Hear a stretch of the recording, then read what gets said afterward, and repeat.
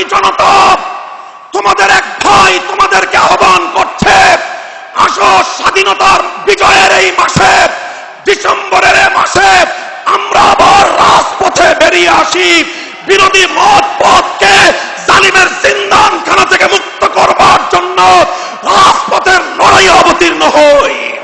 আমরা বলতে চাই, বাংলাদেশ থেকে ইসলামকে যদি নির্মূল করবার চেষ্টা করা হয়, এদেশে যদি ইসলাম আক্রান্ত হয়, বাংলাদেশের অস্তিত্ব হুমকির সম্মুখীন হবে।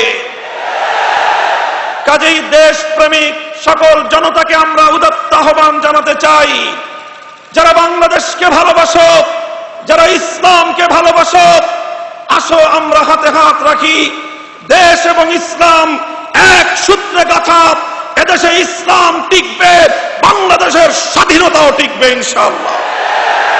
এভাবে সাদা পোশাকে দেশের নাগরিকদেরকে গুম করবার কালচার বরদাস্ত করা হবে না, বরদাস্ত করা হবে না। আমরা পরিষ্কার বলতে চাই, বাংলাদেশ স্বাধীনতা অর্জন করেছে ভারতের অঙ্গরাজ্যে পরিণত হওয়ার জন্য নয়। যদি এভাবে আমাদের প্রধানমন্ত্রীকে যেভাবে লাঞ্ছিত করা হয়েছে, তার উপযুক্ত জবাব দেওয়ার জন্য যদি আগামী দিনে ভারতের প্রধানমন্ত্রী বাংলাদেশে আসতে চায়, সমুচিত জবাব দেওয়া হবে, সমুচিত জবাব দেওয়া হবে।